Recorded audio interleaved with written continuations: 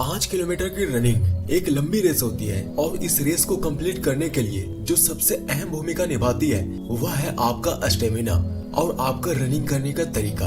अगर आपको दौड़ने का सही तरीका पता है तब आप बड़े ही आसानी से 5 किलोमीटर की रेस कंप्लीट कर सकते हो और डिफेंस सर्विस वगैरह में अपना सिलेक्शन ले सकते हो। इसलिए आज की इस वीडियो में मैं आपको 5 किलोमीटर रनिंग करने का सबसे आसान तरीका बताऊंगा और साथ ही साथ कुछ ऐसे टिप्स के भी बारे में बताऊंगा जिससे आपका रनिंग कई गुना बेहतर हो जाएगी। इसलिए इस वीडियो को शुरू से लेकर एकदम लास्ट तक देखना। So let's explore. Tips number 1, दौड़ने से पहले वार्म अप और स्ट्रेचिंग जरूर करें। देखिए, जब हम लोग रनिंग शुरू करते हैं तो उससे पहले हमारा बॉडी रिलैक्स मोड में होता है और हमारे शरीर में जितने भी मसल्स हैं वो भी पूरी तरह से रिलैक्स मोड में होते हैं। और अगर आप ऐसे कंडीशन में डायरेक्ट दौड़ना शुरू कर दोगे या 5 किलोमीटर की रनिंग करना शुरू कर दोगे तो ऐसे में आपके शरीर के सभी मसल्स नहीं खुल पाते हैं और जिस चलते आप अपनी पूरी क्षमता से दौड़ नहीं पाते हो और रनिंग करने के बाद आपके शरीर में पेन यानी कि दर्द शुरू हो जाता है। जैसे कि आपके पैरों में दर्द होता है, आपके पीठ में दर्द होता है,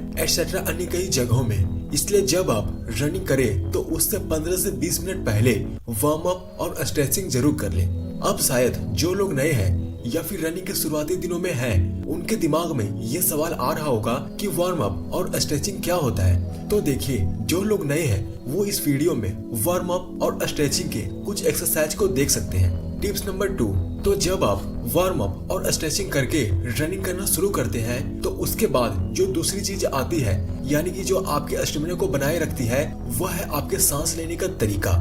दोस्तों, आप क्योंकि 5 किलोमीटर की रनिंग एक बहुत ही लंबी रनिंग होती है तो ऑब्वियसली इसमें आपको स्टेमिना की भी बहुत ज्यादा जरूरत पड़ती है।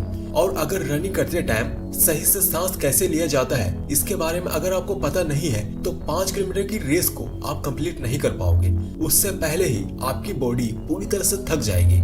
इसलिए सांस लेने का सही तरीके के बारे में सुनिए। जब आप रनिंग करें तो उस समय आप अपने नाक से सांस को लें और नाक से ही सांस को छोड़ें। ऐसा इसलिए क्योंकि शुरू में आपके शरीर में बहुत ज्यादा स्टेमिना होती है और इसलिए शुरुआती रनिंग में आपको ज्यादा ऑक्सीजन की नीड नहीं होती है यानी कि जरूरत नहीं होती है। इसी तरह आपको कुछ किलोमीटर तक रनिंग करना है और जब कुछ किलोमीटर रनिंग करने के बाद जब दौड़ते दौड़ते आपको ये फील होने लगे यानी कि आपको ये महसूस होने लगे कि अब आपका बॉडी थक रहा है यानी कि अब आपके बॉडी में स्टेमिना को बनाए रखने के लिए और ज्यादा ऑक्सीजन की जरूरत है या और ज्यादा ब्रीथिंग की नीड है यानी कि जरूरत है, तो आपको कुछ इस तरीके से सांस को लेना है। आप रनिंग के शुरुआती टाइम में जिस तरह से सांस को ले रहे थे यानी कि अपने नाक से, उसी तरह से आपको अभी भी सांस लेनी है लेकिन नाक से सांस को छोड़ना नहीं है बल्कि अपने मुंह से सांस को छोड़ना है। और कुछ इस तरीके से आपको 4 किलोमीटर तक रनिंग करनी है। अपने मुंह से सांस को छोड़ना है क्योंकि उस वक्त तक आपकी बॉडी पूरी तरह से थक जाती है और आपके शरीर को बहुत ज्यादा ब्रीथिंग की नीड होती है यानी कि जरूरत होती है। तो अगर आप इस तरीके से सांस लेकर 5 किलोमीटर की रनिंग में दौड़ते हो तो आपकी बॉडी बहुत कम थकेगी और आप बड़े ही आसानी से 5 किलोमीटर की रनिंग कंप्लीट कर सकोगे। टिप्स नंबर 3, ये टिप आप लोगों के लिए बहुत ज्यादा इम्पोर्टेंट है क्योंकि आप लोगों ने कभी न कभी ये जरूर सोचा होगा कि सही में दौड़ने का तरीका क्या है। वाकई में हमारे शरीर का जो पोजीशन है वह रनिंग के दौरान कैसा होना चाहिए। तो देखिए, जब आप लॉन्ग रनिंग कर रहे हो यानी कि 5 किलोमीटर की रनिंग कर रहे हो तो उस वक्त अपने पैर को पूरी तरह से फ्लैट पटक कर दौड़ना है। आपने कई सारे वीडियोस में ये देखा होगा कि हमें अपने पंजों के बल दौड़ना चाहिए। हाँ, ये सही है, लेकिन हमें अपने पंजों के बल तब दौड़ना चाहिए जब हम लोग स्प्रिंटिंग कर रहे हो या फिर 100 मीटर की रनिंग कर रहे हो, 200 मीटर की रनिंग कर रहे हो यानी कि कुल मिलाकर शॉर्ट रनिंग कर रहे हो। देखिए, पंजों के बल दौड़ने से क्या होता है कि इससे आपकी स्पीड काफी ज्यादा बढ़ जाती है और आप शॉर्ट रेस को जल्दी कंप्लीट कर लेते हो और जो कि सही भी है। लेकिन अब सवाल आता है कि जब पंजों के बल दौड़ने से हमारी स्पीड बढ़ जाती है तो हम फ्लैट पैर पटक कर क्यों दौड़े, जबकि फ्लैट पैर पटक कर दौड़ने से हमारी स्पीड तो धीरे हो जाती है कंपेयर टू आपके पंजों के बल रनिंग करने से, है ना।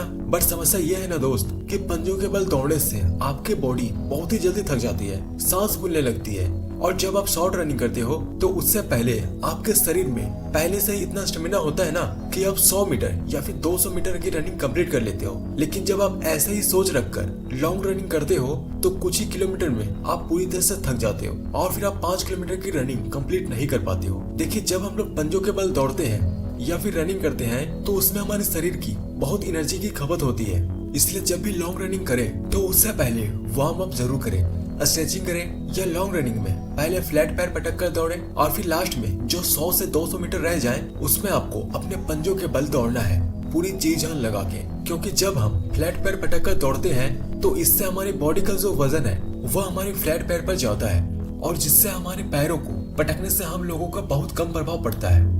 इसका एक फायदा यह भी है कि फ्लैट पैर पटक कर रनिंग करने से आपके पैरों में किसी भी तरह की समस्या नहीं होती है। नंबर 4, तो जब आप रनिंग में इतने सारे फैक्ट्स को जान ही चुके हो तो ये भी जानना आवश्यक है कि रनिंग टाइम में बॉडी का पोजीशन कैसा होना चाहिए।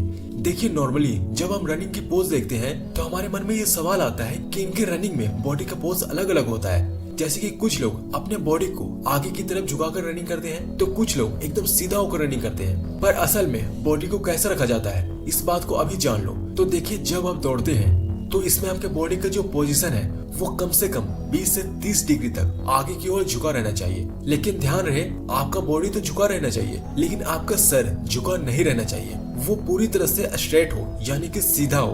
क्योंकि जब हम लोगों की बॉडी आगे की तरफ झुका रहता है तब हम लोगों की बॉडी को ऐसा फील होता है कि वह आगे की तरफ गिरने वाला है और इसी वजह से वह बहुत जल्दी जल्दी पैरों को आगे की तरफ फेंकता है ताकि आप गिरने से बच सको। और ऐसे दौड़ने से आपकी स्पीड भी बहुत ज्यादा बढ़ जाती है और साथ ही साथ आगे से आने वाली हवा को भी हमारी बॉडी अच्छी तरह से चीर कर आगे की ओर बढ़ जाती है।